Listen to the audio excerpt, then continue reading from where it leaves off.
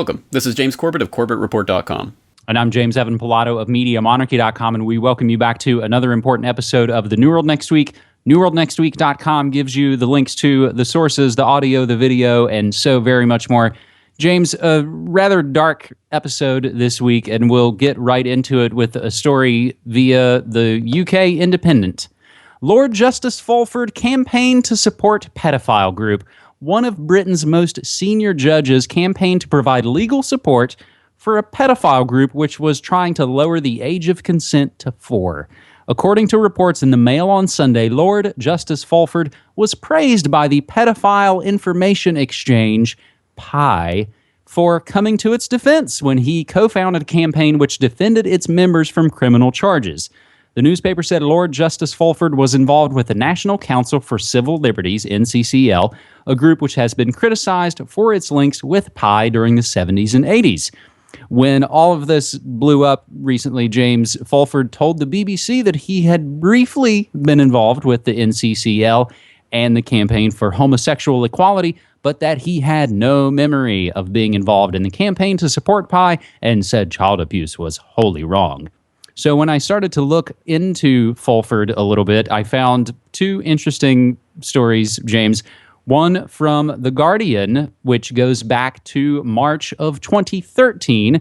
Judges presiding over phone hacking cases elevated to higher office. So one, Lord Justice Fulford was one of the folks involved in the massive, ongoing, still not completely taken care of UK media phone hacking case, which we can't rehash here.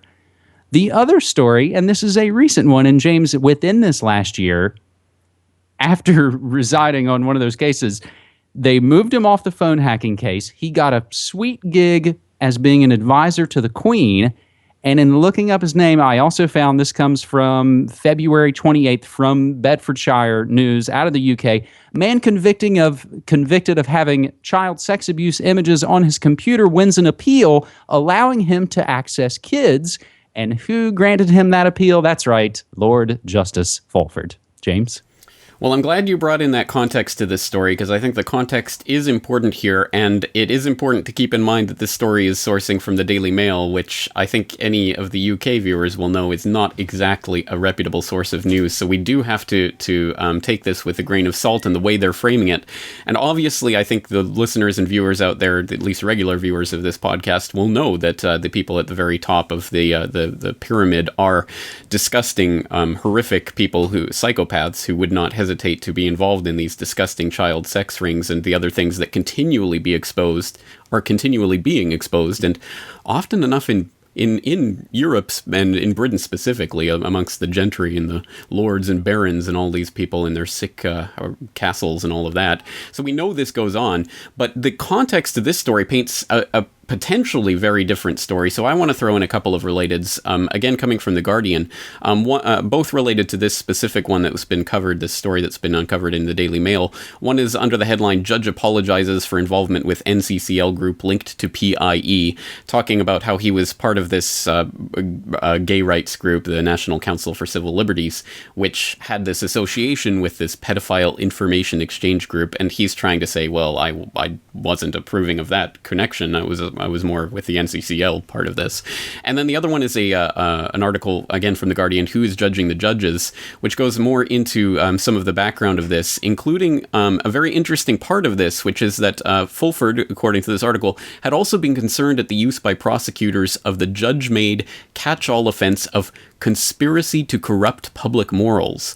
The Director of Public Prosecutions had brought that charge against Tom O'Carroll and two other PIE members in 1981 after they sent a booklet to MPs advocating acceptance of adult love for children. O'Carroll was jailed for 2 years. This is an interesting part of the story because I think people out there will also understand how it is always in the name of protecting the children that some of the most draconian legislation can be backdoored in, because no one's going to complain to see these disgusting pedophile advocates being thrown in jail. Obviously, that's a good thing, but through that public furor, of course, they can conduit in all sorts of draconian laws, which will then be turned against other citizens in ways that we we should learn to expect, but we're not expecting. So again, with the internet legislation that comes along, it's always about stopping child pornography, and it always ends up turning against people who are downloading movies or what have you. So again, we have to be careful of that angle in this story and what's really at stake with this. But just as a further reinforcement of what I was saying earlier about the pedophile rings at the top, I saw another article, again from the Daily Mail from a week or two ago, that I thought was interesting. Bill Clinton identified in lawsuit against his former friend and pedophile Jeffrey Epstein, who had regular orgies at his Caribbean compound that the former president visited multiple times. And that is a pretty horrific story when you get into the details, and the fact that this man was keeping underage sex slaves at his Caribbean island and flying Bill Clinton out on his private jet on multiple occasions. So again, we know this stuff goes on. We know that these people are involved in this, but we also have to be careful about the types of laws that are brought in to combat this. One other related that I'll tie in, James, was sent to me via Twitter at Daz Alt Theory, and it stays on the tabloid note. But again, I find it fascinating, I think, because the British have this sort of tabloid nature, because we don't have it here in the States. It does, because they're just into exposing anything that'll sell papers. They do actually expose sometimes worthwhile things. So it's interesting to note that heard for a long time about the Madeleine McCann kidnapping, missing child. It took 7 years for the UK now to announce that a well-known and convicted British pedophile was living right next to the resort where Madeleine McCann was kidnapped. So that comes from the Mirror. So, James, we've got the Daily Mail and we've got the Mirror. Let's now, for our second story, we've had the bizarre sex. Now let's have the drugs. And again, I'll take it from the UK Independent, and of course submitted to us by our good friend on Twitter at GJ Salisbury. Vatican-bound cocaine-filled condoms seized by German customs. German customs intercepted 12 ounces of liquid cocaine with a street value of some 40,000 euros, which is about 55,000 US dollars, and it was bound for the Holy See's city-state. What's more, the drugs were held inside 14 condoms, something that not even Pope Francis has, as of yet, felt he could endorse the use of. Officers at the Leipzig airport found the cocaine inside a shipment of cushions coming from South America. The package was simply addressed to the Vatican Postal Office, meaning it could have been collected by any of the state's 800 residents. Subsequently, German officers handed the package over to the Vatican police, who set up a sting operation in an attempt to capture the intended recipient, but no one claimed the drugs. German authorities think that shows the person was tipped off. A spokesman for the German Finance Ministry, which oversees the customs office, has verified this report. James? This is, what do you make of this story, especially the irony of it being shipped in condoms? I mean, this is, it's off the charts, isn't it? And I guess whenever I think of Vatican corruption, my mind always goes back to the Banquet of Chestnuts. And for people who don't know what that is, I'll throw that in as a little Easter egg in the links. So please click on the link to find out more about that if you don't know about that little episode from history. But it does really raise the question of the types of corruption that go on in the Vatican that we know about and has been uncovered time and time again through papacy after papacy, and absolutely, seemingly with no exception in the modern era. So again, we can't exactly lay this at the feet of Pope Francis. I mean, who knows to what extent, who was involved in this or what it was. My initial thought on seeing the headline to this story is, it must have been some sort of prankster or something, but I don't think pranksters send 40,000 euros of cocaine on just as a joke. So this is obviously something that was going on, coordinated obviously with someone inside who obviously was tipped off, so the sting didn't end up catching him. But again, it just raises the specter of the corruption that goes to the core of the Vatican, and that haunted Benedict before Francis as well. And in fact, it brings to my mind the story of Benedict's retirement, that whole bizarre story that still I don't think has ever been fully explained, but it did bring up to my mind an interesting article from March of 2010, I believe. Papal aide, Vatican singer fired over alleged gay prostitute ring that apparently was operating there in the Vatican. So again, it just corruption after corruption after corruption, and it just doesn't seem to stop. And this is the most holy, revered institution in the world, or so they want you to believe. And unfortunately, the rot is right there at the top. James, I'll include a couple of other relateds. 2 articles I put into one tweet. Drug cartels rely on big banks to launder profits. And at the border, the drugs go north and the cash goes south. Interestingly enough, both these articles, one comes from NPR, the other comes from OPB, Oregon Public Broadcasting, and they both talk about how the Sinaloa cartel runs their money through banks such as HSBC, and the article goes through so many other things. You might have heard of the Sinaloa cartel in the news lately because they've busted one of its latest leaders, that's El Chapo Guzman. And the last related, James, I'll throw in is a flashback to June of 1999 when the head of the New York Stock Exchange, Richard Grasso, met with the Colombian FARC rebels and said, "You guys have got a lot of money. You should invest it in the New York Stock Exchange." James, any comment about those before we move to our third and final segment this week?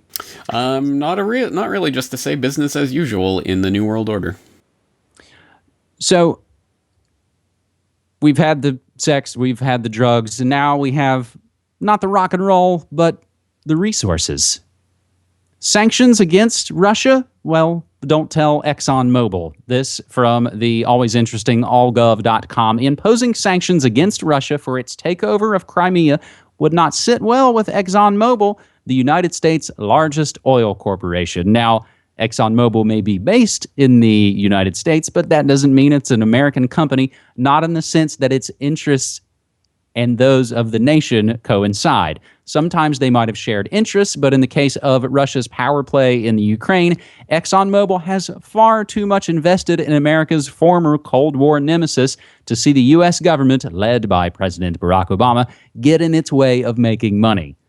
While the White House searches for ways to punish Putin for annexing Crimea, it's business as usual, just as you said, James, for ExxonMobil inside Russia.